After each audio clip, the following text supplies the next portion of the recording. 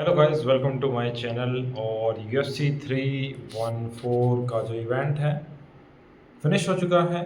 And कुछ predictions video बनाई थी क्योंकि मज़ा आता है वीडियोस बनाने में। एंड कुछ प्रेडिक्शंस सही रही, कुछ प्रेडिक्शंस गलत रही, जो कि चलता रहता है। बट अच्छा लगा, कुछ अच्छी फाइट्स थी।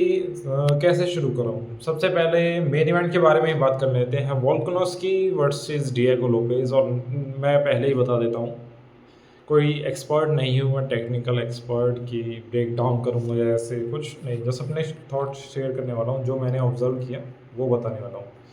तो गुड कंपेटिटिव फाइट थी। वोल्कानोव्स्की बहुत ही शार्प मुझे दिखाई दी, to be honest.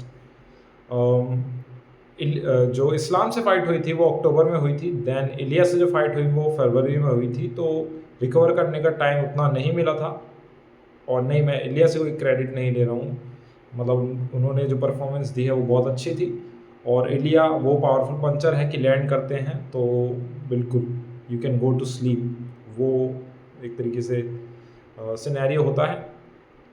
But Volkanovski को टाइम उतना नहीं मिला था। इस फाइट में अगर मैं देखूं, शार्प फास्ट दिखाई दिए और अच्छा किया, बहुत अच्छा किया है इस फाइट में। मज़ा आया ऐसा देख के। डिएगो लोपेज के बारे में बात करूं, मुझे ऐसा लग रहा था कि वो ग्रैपलिंग के लिए ज़्यादा जाएंगे, क्योंकि ब्रायन ऑर्टेगा से जब फाइट हुई थी, Brian Ortega BJJ 3rd degree I think black belt हैं, तो उनको वो सबमिट करने की कोशिश कर रहे थे डिएगो लोपेज। तो यहाँ पर इस फाइट में एक भी बार उन्होंने टेक डाउन अटैम्प्ट्स नहीं किए, वो मेरे लिए सरप्राइजिंग था। ओवरऑल अगर आप फाइट देखोगे तो वोल्कानोव्स्की ने बहुत अच्छा किया है। डिएगो लोपेज को क्या एडवांटेज थी? उनको एक बहुत बड़ी एडवांटेज थी कि उनका चिन ग्रेनाइट का है भाई। बहुत ही ऐसा नहीं है वोल्कानोव्स्की ने पावरफुल पंचेस लैंड नहीं किए हैं। फर्स्ट सेकंड राउंड में सीक्वेंस था जहाँ पे डिएगो लोपेज हर्ट हुए हैं, बट स्टिल फाइट जैसे प्रोग्रेसिव होती गई तो वो ब्रॉल के लिए रेडी थे डिएगो लोपेज। उन्हें पता है पावरफुल पंचर हैं, चिन उनके पास है। तो वो इस वजह से ये जो फाइट है वो सेकंड राउंड के बाद कंपेटिटिव होती चली गई। और वो उनका चिन उन्हें बहुत ही ज़्यादा हेल्प कर रहा था। और क्या इसमें चीज़ हुई है, एक वोल्कानोव्स्की जो मूवमेंट करते हैं वो मुझे बहुत पसंद है। आपने अगर देखा होगा तो सर्कल कर रहे थे, एंगल्स कट कर रहे थे। बिल्कुल ऐसा मौका नहीं देंगे कि एक ही जगह पे खड़े हैं and you can easily attack him. Move कर रहे थे कॉन्स्टेंटली, यहाँ से यहाँ, यहाँ से यहाँ, यहाँ से यहाँ। तो ये, और डिएगो लोपेज चेज कर रहे हैं उन्हें, तो ये चीज़ चलती रही पूरी फाइट में। ग्रैपलिंग भी की है यहाँ पे वोल्कानोव्स्की ने, एंड वहाँ पे भी बहुत बेटर किया, टेक डाउन अटैम्प्ट्स किए। डिएगो लोपेज के माइंड में वो रहा कि हाँ वोल्कानोव्स्की करेंगे, बट ऑब्वियसली डिएगो लोपेज बहुत अच्छे ग्रैपलर हैं। तो कुछ टेक डाउन्स थे जो सक्सेसफुल हो पाए, बाकी को स्टफ किया यहाँ पे डिएगो लोपेज ने। डिएगो लोपेज ने क्या बेटर किया है?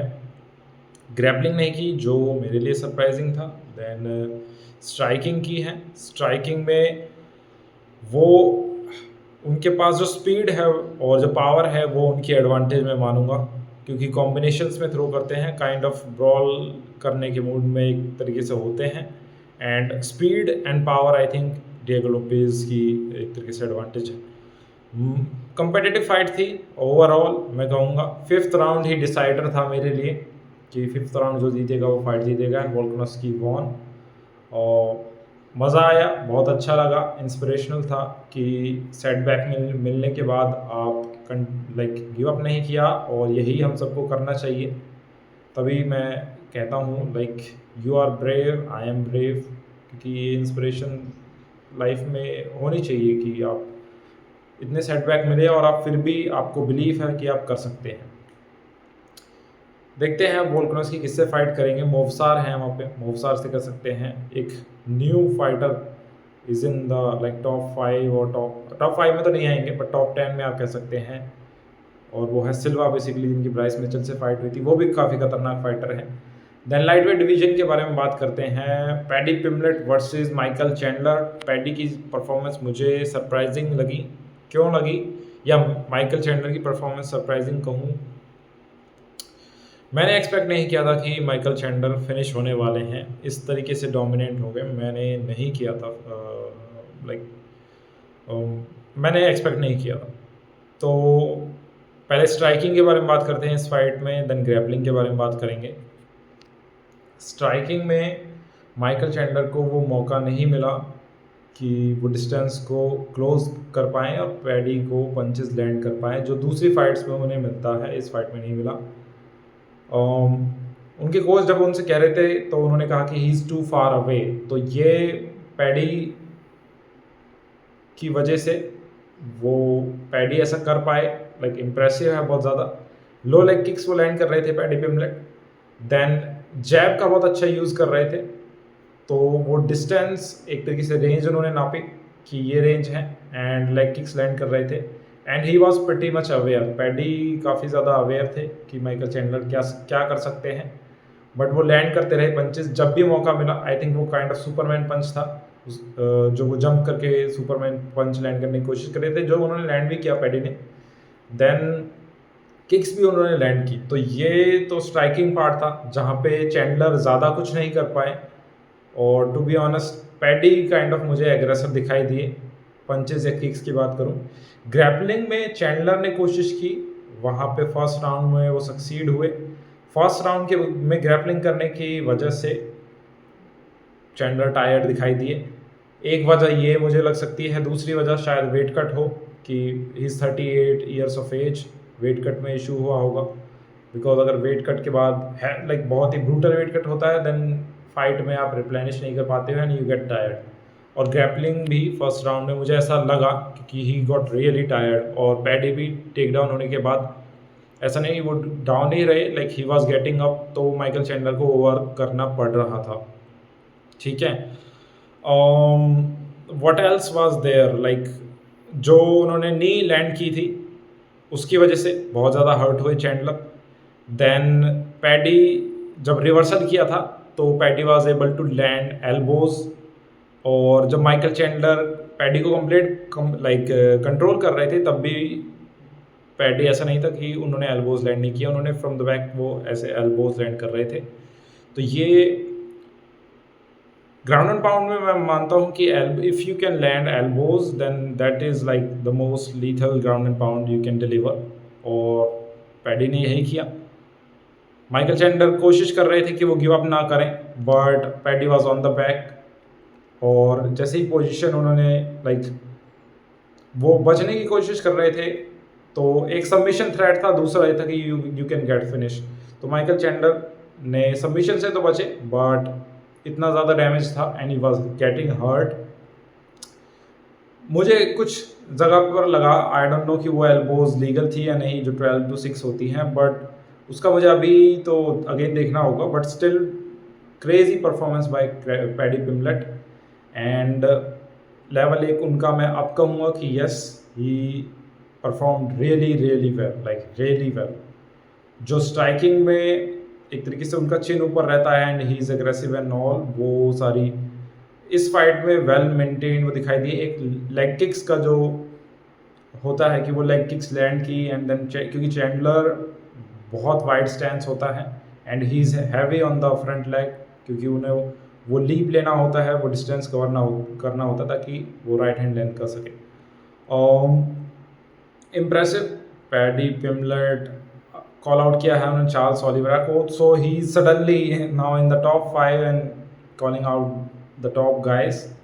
देखते हैं क्या होता है, but impressive win. On the other hand Chandler के बारे में अलग वीडियो में बात करेंगे, चैंडलर को क्या करना चाहिए, माइकल चैंडलर को। देन कौन सी फाइट थी, ब्राइस मिचेल जीन सिल्वा, या gene Silva is the real deal, what else, which Patricio pitbull versus Yair Rodrigues. ये फाइट मैंने प्रेडिक्ट किया था कि यायर जीतेंगे, यायर जीते। मैंने प्रेडिक्ट किया था डोमिनिक रेस जीतेंगे, डोमिनिक रेस जीते। मैंने प्रेडिक्ट किया था वोल्कानोव्स्की जीतेंगे, वोल्कानोव्स्की जीते। मैंने प्रेडिक्ट किया था कि चैंडलर जीतेंगे, वहाँ पर चैंडलर हार गए। बट यायर रोड्रिगस वर्सेस, और ये प्रेडिक्शन चलती रहेगी आगे भी, गलत सही तो चलती रहती है, but when you can predict right तो वो एक अच्छा रहता है कि अच्छा you know the game. Then next बात करते हैं Yair Rodriguez versus Patricio Pitbull. First round में ज़्यादा एक्टिविटी नहीं थी, यायर रोड्रिगस ने वही किया जो वो करते हैं फाइट्स में, लेग किक्स तो ऑब्वियसली वो करते ही आए हैं। इस फाइट में उन्होंने कॉम्बिनेशंस भी थ्रो किए हैं, लाइक उनकी बॉक्सिंग मुझे अच्छी लगी and he was ready to finish. एक एक जो फैक्टर है जो बात करने की ज़रूरत है कि पैट्रिशिया पिटबुल उन्होंने टेक डाउन की कोशिश की, ठीक है, और वहाँ पर यायर रॉड्रिगस ने अपनी ग्रैपलिंग दिखाई, ग्रैपलिंग डिफेंस दिखाया जो पहले से काफ़ी इम्प्रूव हुआ है। That was like the plus point. Yair बहुत ही ज़्यादा बढ़िया दिखाई दिए and is I think 32 years of age. Patricio on the other hand 37 के शायद हो गए हैं, तो is late into the UFC क्योंकि प्राइम टाइम जा चुका है पैट्रिसियो का, but still Yair Rodriguez better perform किया। पैट्रिसियो ने भी काफ़ी अच्छा परफॉर्म किया, बट आई डोंट थिंक कि वो यूएफसी के फेदरवेट डिवीजन में चैंपियन बन पाएंगे। He is very late, 37 years of age, और there are like amazing fighters in the featherweight division, बहुत हाई कंपटीशन है। यायर रॉड्रिगस की किससे मैं फाइट देखना चाहूँगा, मे बी गीगा चिकाज से, बट वो रैंकिंग्स में बहुत लो है। क्यों देखना चाहता, बिकॉज वो स्टाइलिस्टिकली मज़ा आता, दोनों ही बहुत क्रेजी लेग किक्स थ्रो करते हैं। अगर यायर रॉड्रिगस उनसे गीगा से तो फाइट होगी नहीं। आर्नोल्ड एलन एक फाइटर हैं जो बहुत ही स्किल्ड है, मैं उनसे देखना चाहूँगा। उनसे भी नहीं होती है, देन वी विल सी कि कौन हो सकता है। Maybe he was promised a title shot by Hunter Campbell, तो देखते हैं। Maybe next title shot Volkanovski versus Yair, जो भी अभी फाइट लाइक 1-2 साल में अभी जो फाइट एक्चुअली हुई थी, एंड यायर जब इंटरिम चैंपियन थे but he lost to Volkanovski, finished हो गए थे, तो वही काइंड ऑफ रीमैच हम शायद देख सकते हैं, और विल सी। तो आपके क्या थॉट्स थे इस इवेंट पे, आप शेयर कर सकते हैं। Thank you so much guys, अच्छा था इवेंट, एंड या इंग्लिश में भी एक वीडियो ज़रूर बनाऊँगा बिकॉज इंडिया को हिट बहुत ज़्यादा ही मिलता है।